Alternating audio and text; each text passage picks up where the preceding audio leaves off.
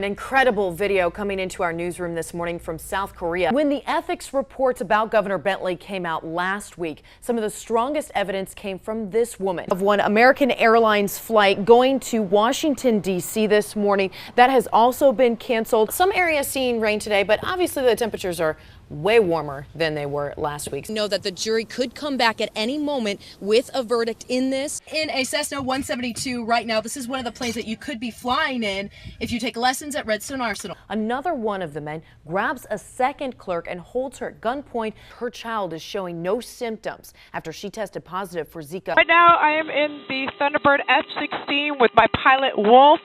We're about to pull some G's. It's going to let us know when we're ready to go. You're like really focused on breathing, the technique that they teach you, and everything before the flight. It's a pretty awesome experience. If you're looking to improve your job interviewing skills, a workshop is happening today in Huntsville. It takes you right to the You Saw It section, and that story is right there, second down on our website. The county that this happened in, and it's right outside of Denver, where you see the flashing red here. This story is from our news partners at the Decatur Daily, and Jake Barrett joins us now live. Jake, the sheriff says the law is on her side in this? I'm going to go ahead and try to grab those keys right now in this heavy suit. This is just experiencing what normal bomb technicians have to do on a daily basis. What we know right now from police is that one woman is actually in custody. She was taken away just about an hour ago from this scene here on Halsey Avenue. So whether or not you have access to the arsenal, you can still come beat the heat at Redstone Lanes.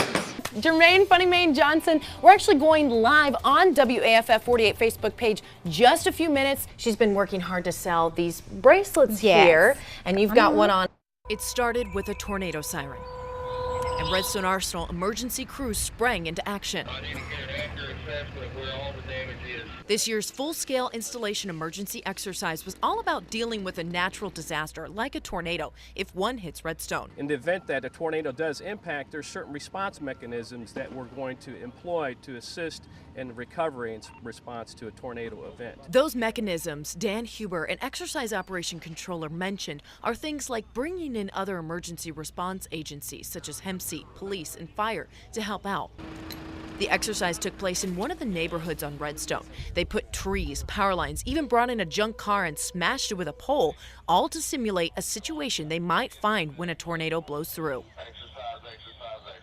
Firefighters had to work through the debris along the road, cutting up trees, moving the poles out of the way so they can get to the volunteers at the end of the road. And another part of today's exercise was coming here today and treating those injured from this natural disaster. One of the firefighters said that they treated this event as if a tornado actually came through Redstone. We had a little trouble accessing the patients at first, but that was part of the incident, and that could definitely happen in real life as well. So we've actually done a pretty good job getting over here as quick as possible and getting these patients triaged. You're going to have to learn how to assess the situation and deal with all these types of events that take place that's unprepared, but you understand going into these, unpredictability is one of the things you just don't know. We have a casualty that's hanging from one of the trees right now. That's just something you just don't normally see on a day-to-day activity, and you got to respond to that. Stephanie Mills, WAFF 48 News. A man and a woman walk into a store.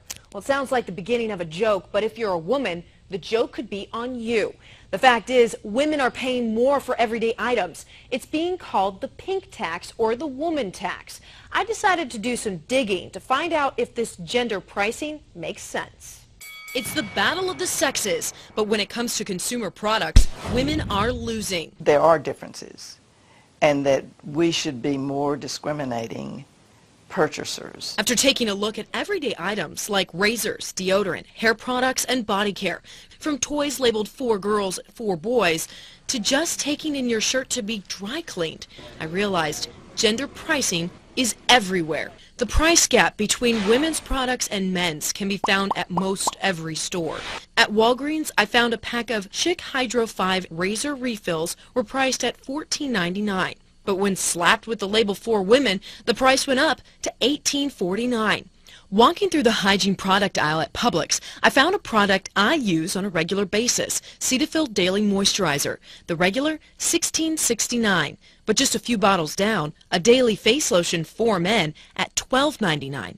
A $4 difference. When flipped over, all active and non-active ingredients, the exact same. Shira Gans is an author and researcher of From Cradle to Cane, The Cost of Being a Female Consumer, a study on gender pricing in New York City. One of the things that we noticed was just a consistent and what seems to be systemic charging of women more for similar products. We looked at nearly 800 products across 5 industries.